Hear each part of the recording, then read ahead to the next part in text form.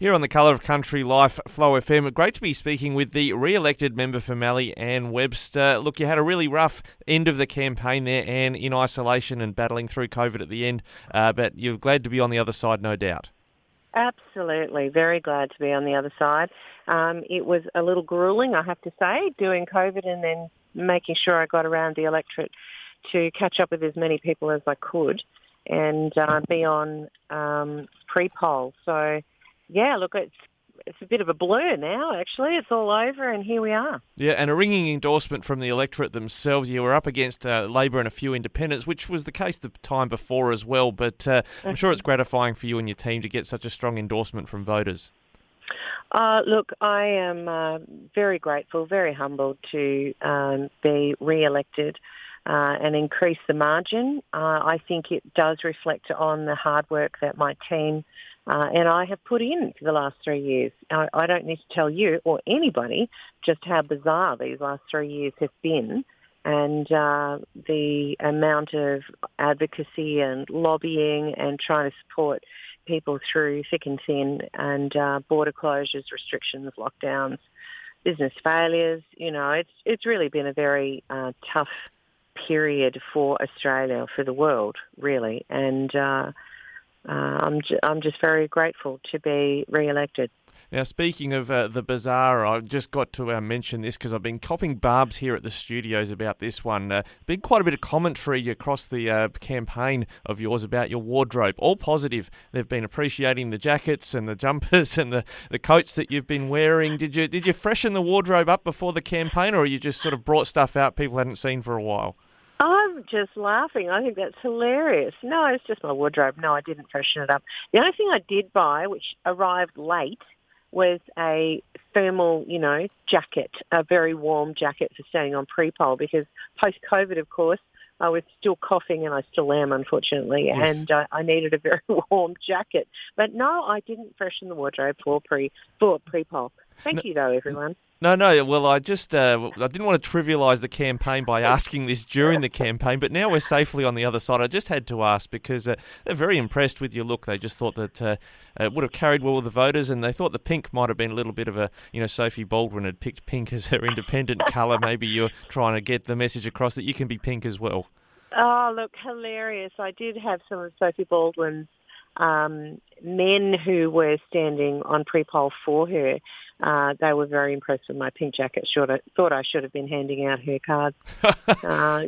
Pink's a free colour, people. Absolutely. Now, for me, the hilarious moment of the campaign was this video you posted with yourself and Barnaby Joyce trying to get him to pronounce Yarriambiack correctly. And Dunmunkle, my lordy. Just hilarious. Yeah, no, he just really struggled with that. Never mind. Yeah, never mind, I suppose, but it does sort of make me think about now one of the hot topics is who's going to lead the National Party. I understand that the roles are going to be spilled in the leadership positions. Just to clear up, are you putting your hand up for leader or deputy leader? Look, I'm thinking about deputy leader. I would not have numbers for leader, and I probably won't for deputy, but I'm thinking of putting up my hand for deputy leader. I think, we need to move forward as a National Party able to represent all Australian regional electorates, not just Queensland.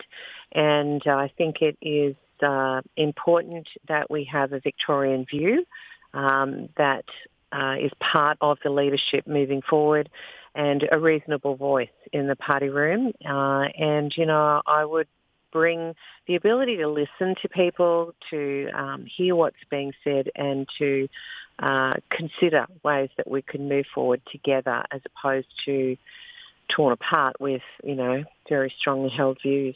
Now, if I remember correctly, I think Bridget McKenzie was in the past deputy leader. She's a senator. I think conventionally, sort of, at least the Liberal Party seems to be looking at having two House of Representatives MPs as leader and deputy leader. You appeared on the campaign trail with Bridget McKenzie. Would you be up against her in that instance, or would they be looking at two House of Reps MPs as the leadership team? I don't know. I don't know how it will play out, and I haven't spoken to Bridget about it. But I think, the great thing about the National Party is that we are democratically elected by all of our National Party community groups, the party groups themselves. across our electorates. They choose and pre-select candidates. It's not somebody who's flown in or parachuted in. You're a local and you have to fight for the right to stand for the party. I think that's a very healthy way to go forward. And in the party room, we have democratic processes. And the party can decide who will be leader and who will be deputy leader, because at the end of each election, those positions are spilled. This is not a takeover. This is just they are put to the side and new people are elected. So it's open to anybody to put their hand up. So is it standard process then, you're saying, after each election this happens? Yes.